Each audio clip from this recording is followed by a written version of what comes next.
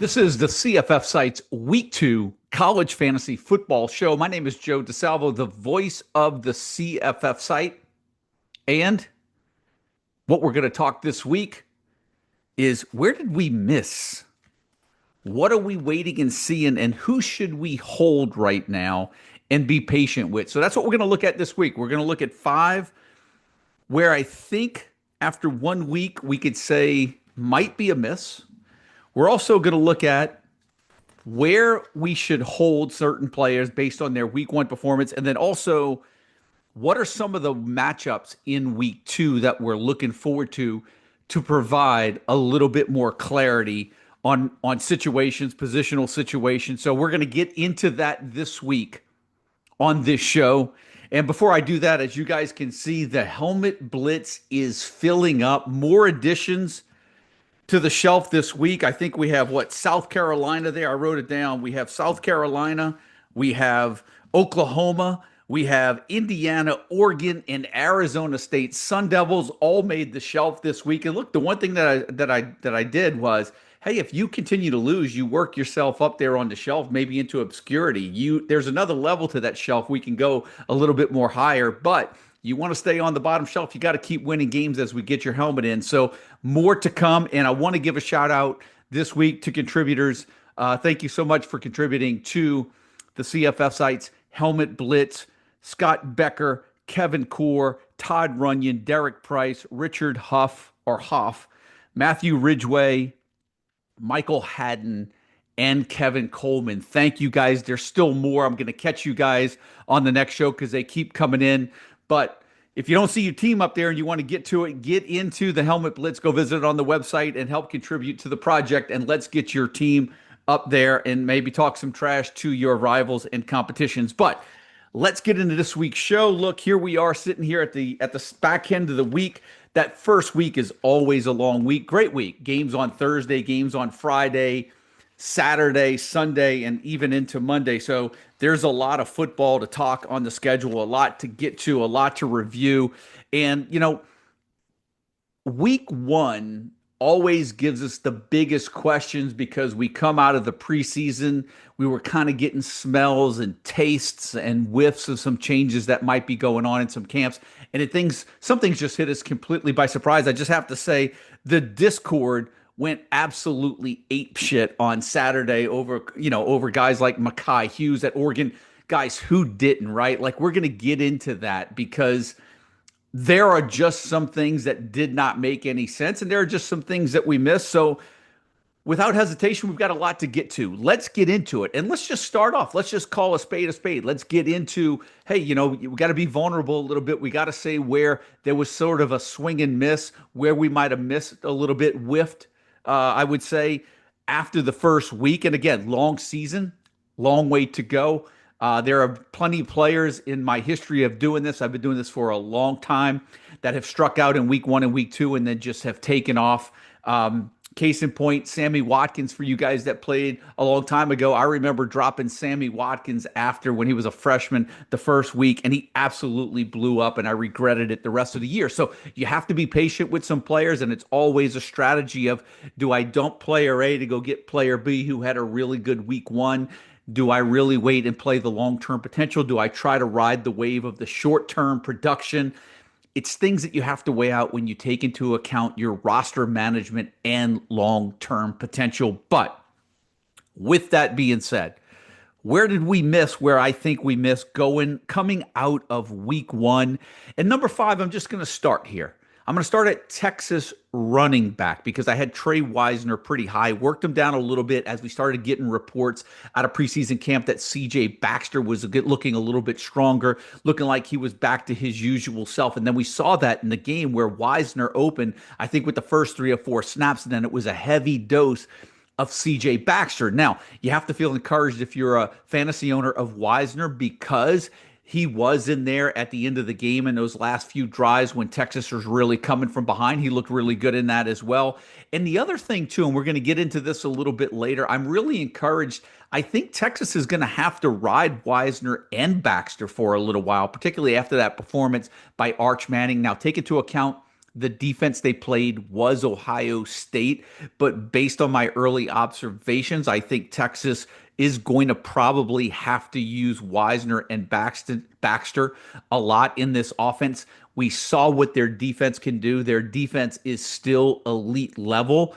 And I'm not going to say Wisner was a miss. Maybe I had him a tad too high, but let's see how that plays out after 1 week. I was just a little bit more concerned about the balanced backfield utilization, but as I looked at it and put it under the microscope a little bit, and that's why I have this in the 5 spot, I think we're going to be okay.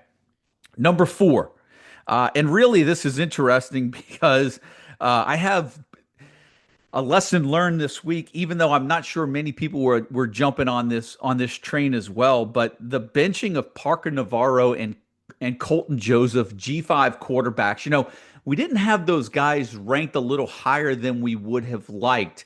But there's so much attention that goes into the first 3 or 4 weeks of the season that if you start off really bad with those guys, those G5 players that have tougher schedules, you put yourself behind the 8 ball.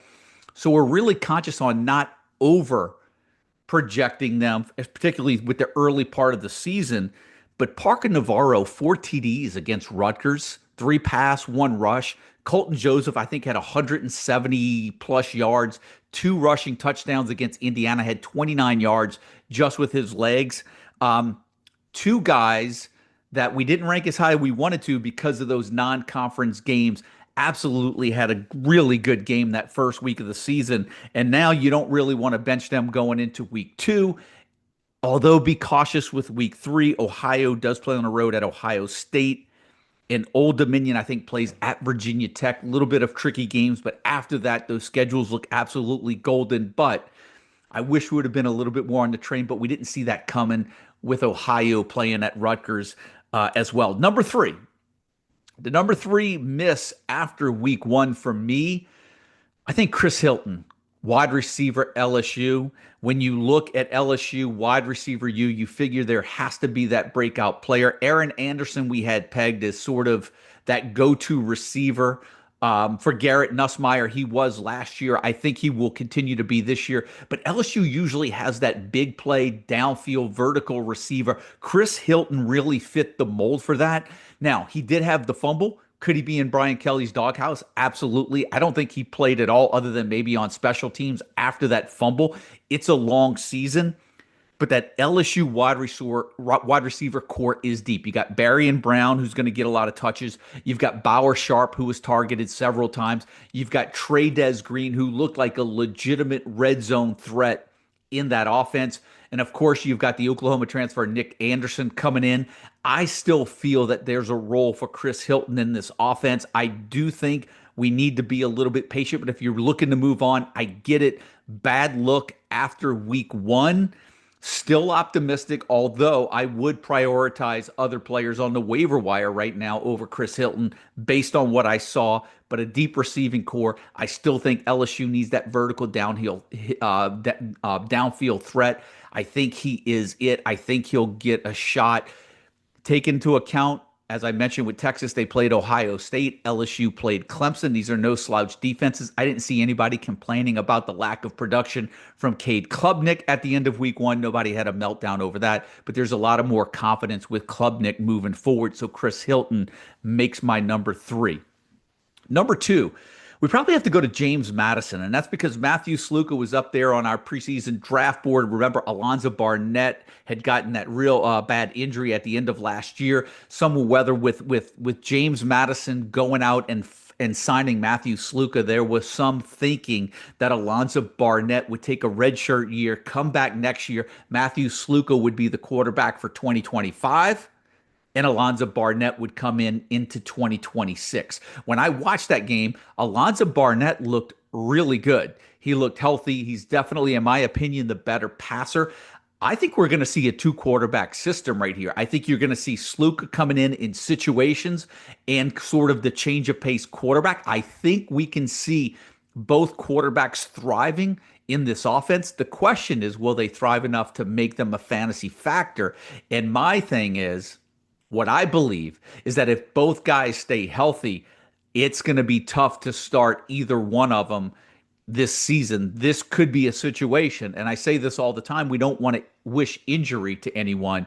But if one of those guys goes down, the other guy is the absolute slam dunk quarterback. But the reason why I have this number 2 on my list, Sluka was a preseason top 20 quarterback. Barnett comes in at the end of camp. The talk that he's getting reps, he's looking healthy, and there's no, that the coach is saying he's not ruling him out. He's looking better, and sure enough, Alonzo Barnett opens up and takes the first snap of the 2025 season for the Dukes. And then number 1 takes the cake. I don't think there's any competition in this because it not only had discord in a meltdown, I think everybody in the country was baffled by this one, and that is Oregon running back Mekhi Hughes.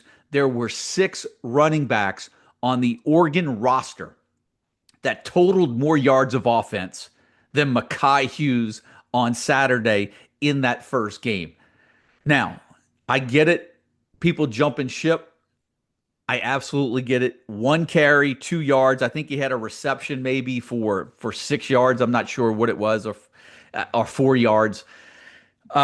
Here's my thought on Mekhi Hughes. If you have the roster spot available, I think he's a hold. There's something there, and I could be completely off. But man, this guy was touted as one of the best running backs in the transfer portal. He was a top signing of Oregon to one of the top programs. I'm not knocking Noah Whittington and how good he is, because Noah Whittington quite possibly could be running back 1 at Oregon. Could be, right? But there's something fishy with the Mekhi Hughes situation. And if I had the ability to stash him, I would, because it's hard for me to think that he's the 7th best running back on the Oregon roster. It just smells to me right now. We'll see how it plays out.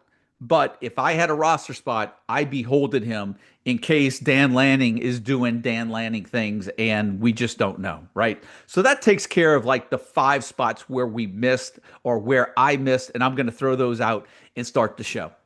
Now, let's transition to where I think we need to wait and see. And number 5 on my list, and I'm just going to say it was a little bit of a tie, but I'm going here. I'm going Arch Manning.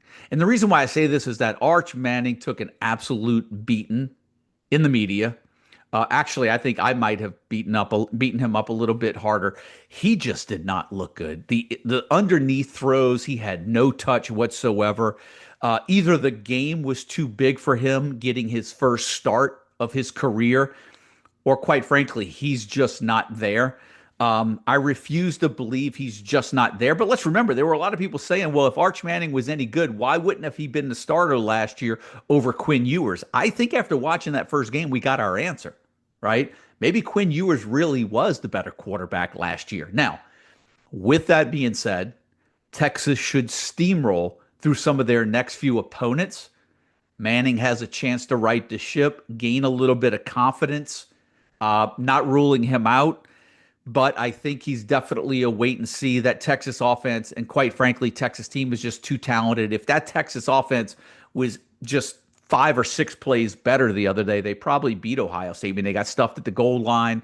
Arch Manning missed some, just some real easy throws. I wouldn't count them out yet, but he's definitely wait and see. And so he's only number 5 on my list. Number 4, I think James Peoples, running back Ohio State. We had him over C.J. Donaldson. If you watch that game, C.J. Donaldson did look like the better back. He was the most productive out of those 2 backs. But keep in mind, this is Ohio State. They did play Texas. The defenses are going to get a little bit easier moving forward. I wouldn't be ready to jump off of James Peoples, but I would be prepared to see very similar to what we saw last year. We're looking at a day and age where these players have to last a lot longer to get into the playoffs. We saw it last year with Henderson and Judkins. We're seeing it this year with Katron Allen and Nick Singleton. A lot of 2-back systems where we're seeing it right now maybe with Baxter and Wisner this year with Texas as well, right? Where these are teams that are really good. The expectations are that they're going to make the college football playoffs. They really need to stay healthy for 14, 15, 16, 17 weeks throughout the season. I wouldn't be ready to dump off of James Peoples just yet. I think he is a hold. Number 3 for me, I think we have to go to the Ole Miss wide receiver situation. We had Dezon Stribling and Caden Lee ranked as our two top Ole Miss receivers in that high-powered Lane Kiffin offense led by Austin Simmons. You come out of week one, Harrison Wallace led the team in targets with 9. Caleb Odom led the team with 6 targets. Stribling only had 4. Lee only had 3. They get a matchup this week with Georgia State. I still think you have to hold Stribling and Lee. I still think those guys, at least one of those two guys, are going to finish as the Rebels' top 2 receivers. So if I had both of those guys right now, I'm at least holding them for another week. Number one and number two, I feel really strong about. Number 2, Josh Cameron, wide receiver, Baylor. I know there's a lot of people looking to jump off of Josh Cameron. He wound up getting targeted there late in the second half. He did have a drop, but Michael Trigg and Cole Wilson were by far the most targeted receivers by Sawyer Robertson, the quarterback for Baylor, in that game against Auburn. But I do think that Josh Cameron is going to be fine in that offense. I think he's good. Look, he was blanketed by a good defensive back all game. I think he's going to get his numbers. I think you're going to see similar numbers to last year, and I think he's going to be okay. You just have to be patient. Remember, some of these players that we're talking about were in some of the bigger matchups of week one. James Peoples versus Texas, Arch Manning versus Ohio State, C.J. Baxter, Trey Wisner versus Ohio State, right? So Clemson was playing LSU. We're talking about how Klubnik didn't do well, and Chris Hilton, are we ready to jump ship? And I think Josh Cameron playing against a decent Auburn defense, and particularly a good defensive back, does matter. And I could say the same thing about my number one player to hold, Darrell Gill, wide receiver, Syracuse, right? There was some that was even questioning whether or not he was in the game against Tennessee. Again, blanketed by probably what was Tennessee's best cover guy in that matchup against the Volunteers. I think he only had 4 targets in that game. Jonte Cook was actually the most targeted player. But I think Darrell Gill moving forward, remember, Syracuse has UConn and Colgate coming up the next 2 weeks. Let's wait those 2 weeks before we overreact on Darrell Gill. I think you're going to be okay in that offense with Syracuse. And so he's my number one wait and see player. Now, what are the top 5 position battles or positions that I'm really looking and putting under the microscope for week 3? Number 5, I debated on whether or not I should go another route, but I'm going to still put it here. I think it's the Memphis running back situation. They played Chattanooga last week. They get a better opponent this week. Greg DesRochers was hurt coming out of that first drive. Doesn't seem to be serious. If he's back for this week, I think we're going to get a real true indication of what that Memphis backfield looks like with Sutton Smith and DesRochers back there as well. Frank Peasant, the Middle Tennessee transfer, got good run last week when DesRochers was out of the game. But I'm really interested to see that 1-2 punch of those two backs. Now, remember, Brendan Lewis does bring a dynamic to that offense. He will eat into the ground game a little bit for the Memphis Tigers. But, we talked about this. That system, when you look at it, it just has a history of producing high caliber, highly producing fantasy running backs in that offense, in that Tim Cramsey offense, right? So that's one that I want to wait and see in week 5. I'd love to see a little bit more of. Number 4, Boise State. The Sire Gaines, Sherrod combination.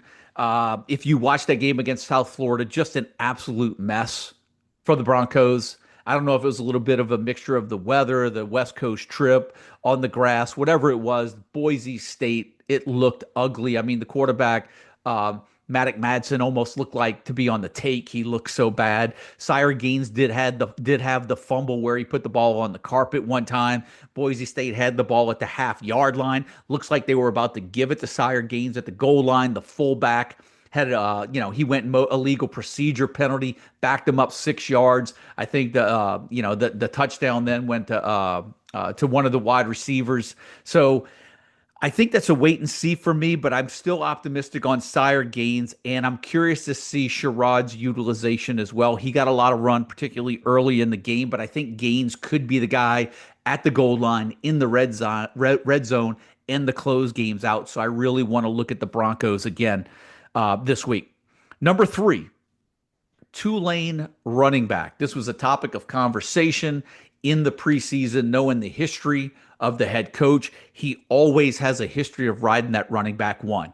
In camp, we're hearing it may be more of a committee approach. You had Maurice Turner come in, the transfer. You had Barnes coming in. You had Mobley coming in. Oh, well, Barnes was there. He was returning. You had Mobley coming in. You had McClure, who was kind of the talk of all the guys that like the young players. Well, when you looked at Saturday's matchup for Tulane against Northwestern, which was a formidable opponent, right? So they had to come out of the gate shooting. Maurice Turner led the team in carries, and it wasn't even close. Now, he was outgained by the quarterback, Jake Ratzlaff, right? The BYU transfer. But it looks to me, after one game, Maurice Turner could be on his way to being that clear-cut running back one. If we see that one more time, I'll feel really good about that position.